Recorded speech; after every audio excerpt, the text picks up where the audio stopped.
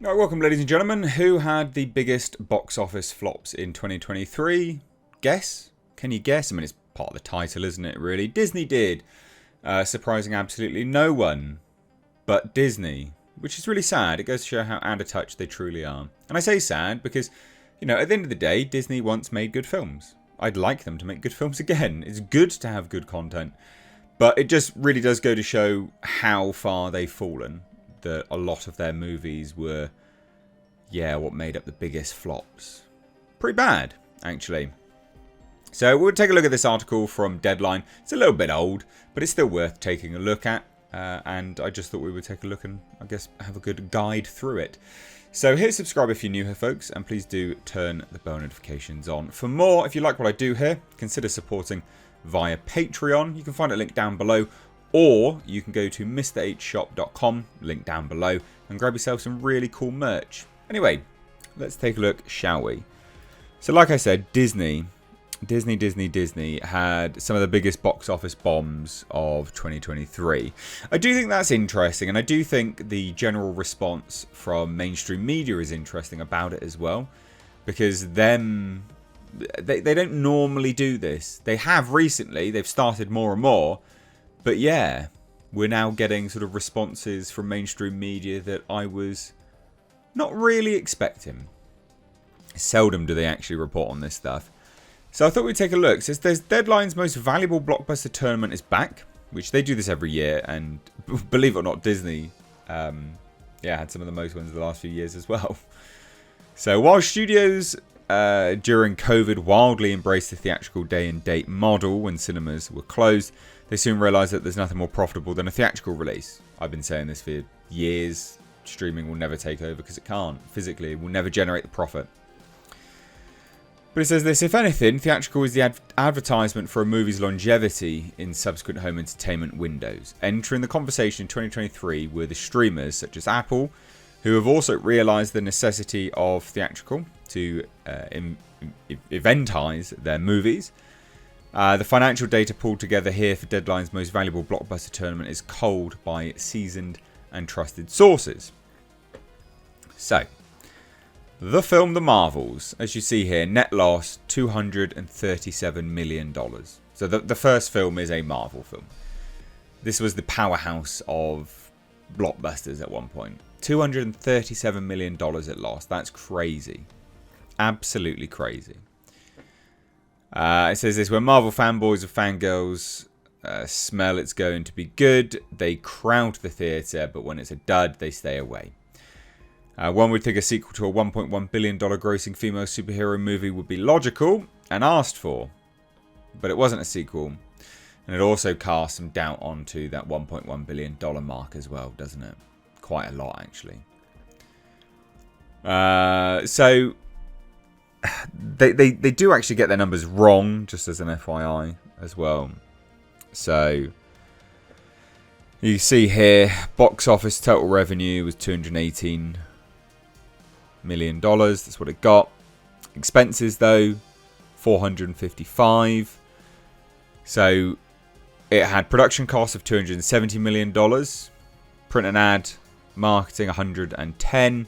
Interest and overhead, because that's something which a lot of people don't understand, is that these movies do have to pay interest, a significant amount actually. And this is why I was saying there's so many movies that were releasing over COVID, and they were dying to release it because they were getting really screwed with the expenses. It was the expenses that were going to kill them. So 218 on revenue, 455 on expenses. This movie quite literally needed to hit about $1 billion to break even. So to say it only lost $237 million is completely wrong. Completely wrong, actually. I don't really know where they got that from. Not good, that's for sure. Huge loss. Now, you can say they're just absorbing the cost of marketing. Well, they might do. Still an expense. You know? That is a different balance sheet, but it's still an expense. So they would have lost a lot of cash on this. The Flash, net loss $155 million. This is, again, wrong, but it's still interesting to take a look at what they break it down as. So total revenue was only $250 million. Total expenses were 405. Now, I am actually really surprised by this, and the reason why I'm surprised by this, only $120 million on adverts. They did a pretty big Super Bowl ad, so that's surprising. And production cost of $200 million, I don't really believe that for this one, I'm afraid. There's just no way it's significantly more than that. So they're saying 155 million loss. It's going to again be more than that. It'll be more than that.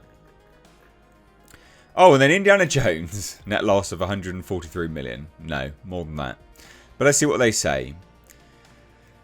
Total revenue $373 million. Total expenses 516. Print and ads 120 million.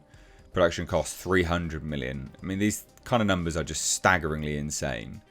So again, total expenses 516 million.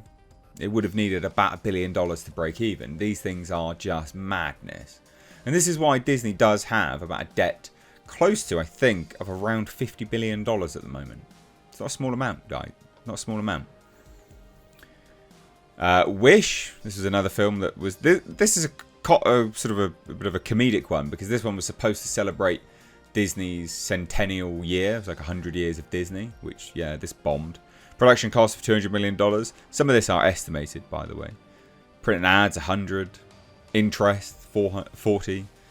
You know, total expenses, 362. So studio net loss of 131. Another Disney one, Haunted Mansion. Do you see the type of astronomical figures that they're working with? 260 total revenue, 143. Their math is... total revenue minus expenses. Where's the theatre cost in any of this? They're not actually putting the theatre cost in it. They say it here, 53. Okay, but Disney doesn't get that, do they? Disney doesn't get that. So dumb.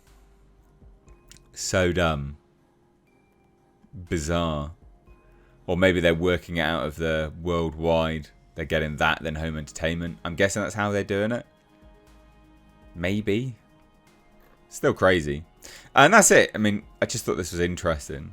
There's probably some more we could dive into at some point. But this has been Disney for a few years in a row now on Deadline's box office bombs. Quite crazy, really. So Disney had some of the most... Well, they did. They did have the biggest box office bombs of 2023. Will they be the same for 2024? I think so. I do honestly think so. They've released... I'd have to look. I think they've released some pretty big duds already. Can't remember. But it's still fun nonetheless. Leave your thoughts down below. Cheers, guys. Take care. Bye-bye now.